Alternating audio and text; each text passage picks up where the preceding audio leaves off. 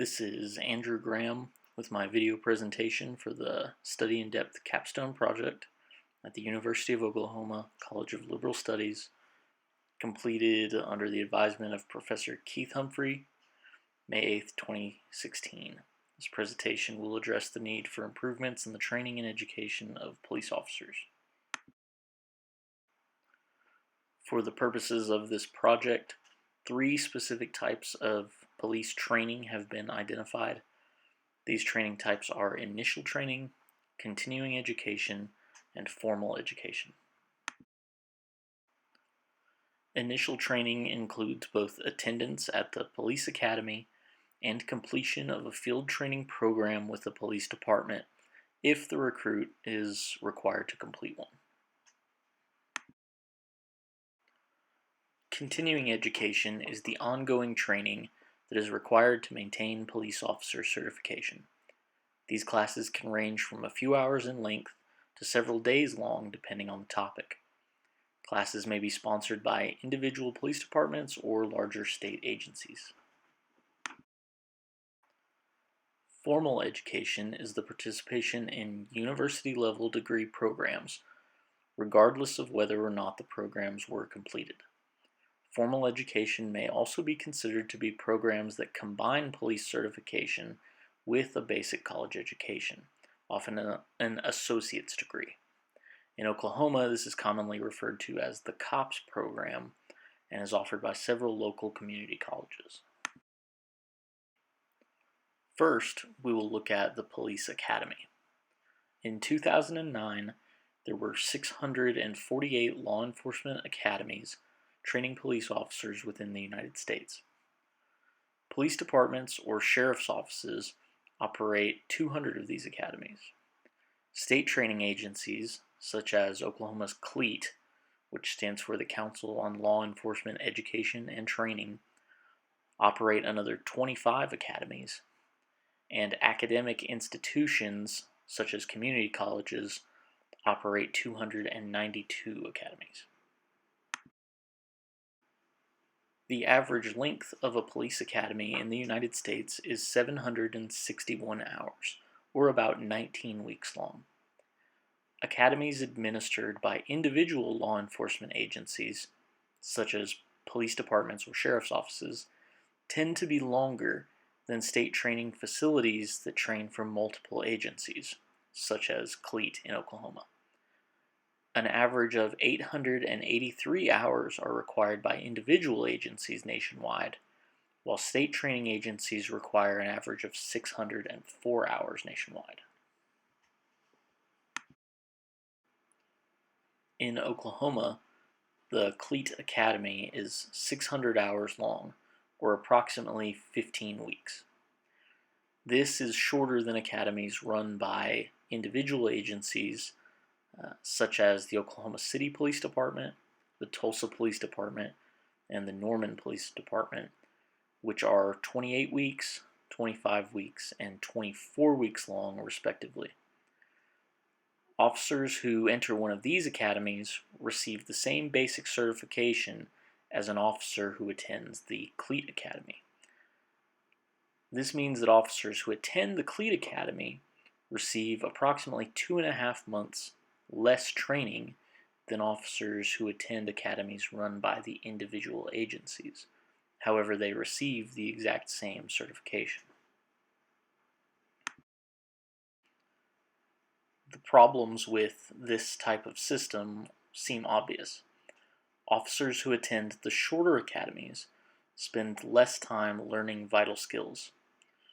Communication skills, interacting with the mentally ill, and the use of deadly force are just a few of the areas where training may be deficient for these officers.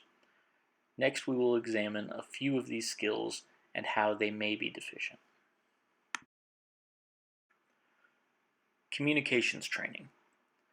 In Oklahoma, there is no requirement for police recruits to learn communication skills. This is a problem because as much as 60% of the daily activity of an officer involves communicating with the public in some way, often including resolving disputes between individuals. An important aspect of this is effective listening skills. and poor listening skills often result in officers who are unnecessarily assertive or forceful with individuals. Mental health training. The Washington Post reports that as many as 1/4 of police shootings involve a suspect with a mental illness. However, officers receive little training in interacting with these individuals and de-escalating these situations. The President's Task Force on 21st Century Policing recommends mental health training based on the Memphis model of crisis intervention to all police recruits in the United States. The Memphis Model Crisis Intervention Program provides detailed descriptions of mental health issues and brings officers into contact with individuals with mental health disorders in a controlled setting. The program is 40 hours in length. In Oklahoma, only 4 hours of training in mental health issues are required of new police recruits, which equates to 10% of the recommended amount. Next, we will look at deadly force. Police shootings may be the most scrutinized event that can take place in the policing profession. The power to take the life of a person is a power given to police officers to be used only when the situation allows for no other safe alternative. Despite this, officers receive only an average of 60 hours of training in the use of firearms and deadly force. This amount of training provides little time to do more than understand the basic mechanics of shooting and briefly touch on the laws that govern the use of deadly force. Little to no time is spent on the psychological or physiological aspects of a deadly force event, and the societal effects are largely ignored. Next, we will look at police recruit field training programs, which are still considered part of initial training for the purposes of this report. Field training generally takes place after the completion of the police academy, though this is not always the case. The program involves the recruit being assigned with a veteran officer while working. There is no set time frame for how long a field training program should last, although 16 weeks is a commonly accepted amount. In Oklahoma, no field training is required for new recruits.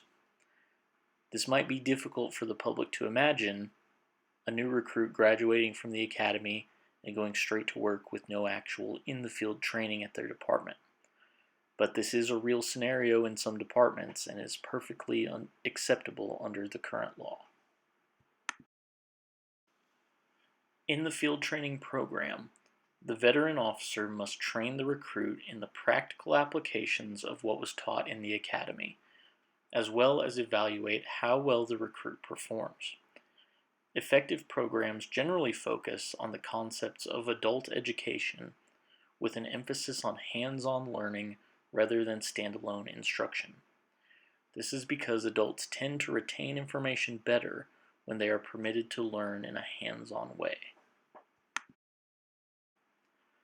Next, we will look at continuing education, which is the ongoing training that is required in order for an officer to maintain police certification.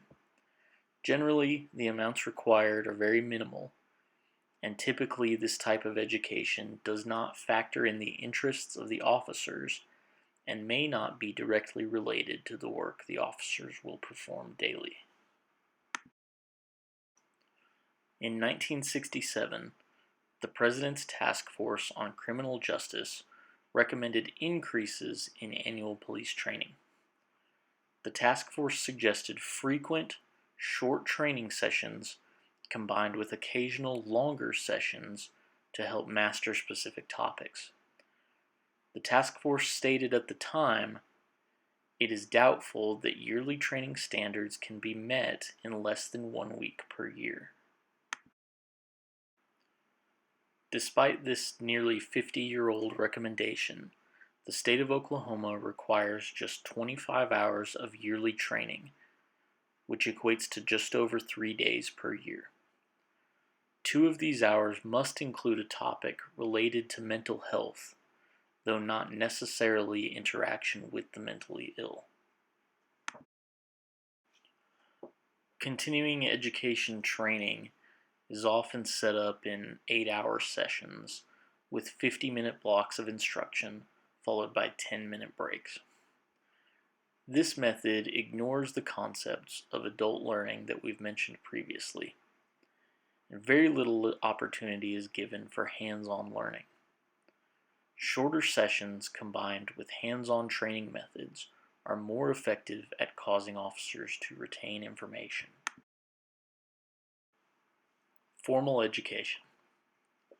College education is often regarded as unnecessary for police officers, and only about 1% of all police departments in the United States have a college education requirement for recruits, even though the President's Task Force recommended college degrees for all police officers in 1967 as a method of improving police professionalism. The benefits of college education go beyond the increased professionalism that comes with the education, however. One study found that 75% of all officers who faced discipline had only a high school education, while only 11% of the officers that faced discipline held college degrees. College-educated officers also tend to get fewer complaints from citizens than officers without college degrees. Another important benefit of college education is that officers with some level of college education are also less likely to use force than officers without college education, and officers with a college degree show a significant reduction in the likelihood that they will use force during an encounter with a citizen. As I stated before, many police officers claim that colleges cannot teach a person to be a police officer. My contention here is that this should not be the goal anyway. The academy already provides the training to be a police officer. What colleges provide are a level of social experience that is unmatched in other places. Officers who have attended colleges will have interacted with individuals with numerous different opinions and perspectives, and develop social skills in communicating with people that they disagree with. They will then bring these skills with them to the profession of policing. So, how can we improve? There are numerous challenges to improving police officer education and training. First, academies should be standardized, at least on a statewide level. This will ensure that all officers in the state have received the same basic education. State agencies could look to local police departments who already have longer academies for guidance in developing the curriculum for these longer academies. Additionally, police academies must spend more time preparing recruits to interact with the mentally ill, and more time should be dedicated to methods to avoid the use of force, not just how to use force. Annual training should be dramatically increased in order to keep officers current on skills they use daily, and police departments should adopt a lifelong learning approach that emphasizes ongoing training as an integral part of the job. Short training sessions that combine brief lecture with hands-on learning methods could be combined into an officer's patrol shifts. Numerous short training sessions would allow officers to cover topics of importance more often and gain more experience with them. Just 2 hours of this type of training per week would result in over 100 hours of training per year, which would be a dramatic increase from the current requirements of 25 per year in Oklahoma. Finally, police departments should acknowledge that recruits with some level of college education may perform better than recruits without it. Requiring just 32 or 64 hours of college education could provide some of the benefits of a college-educated recruit while not restricting applicant pools too dramatically, which can be a concern of police recruiters. Officers who desire to complete college education should be encouraged by their departments to do so, and scheduling accommodations for these officers should be made so that they can pursue this type of education. These changes to police training, while dramatic, are not impossible to achieve. The public demands police officers who are trained to provide exceptional service, and increased public scrutiny of police methods is likely to continue for the foreseeable future. Finally, these training changes would benefit police departments, police officers, and society as a whole. I believe they are worthy of consideration.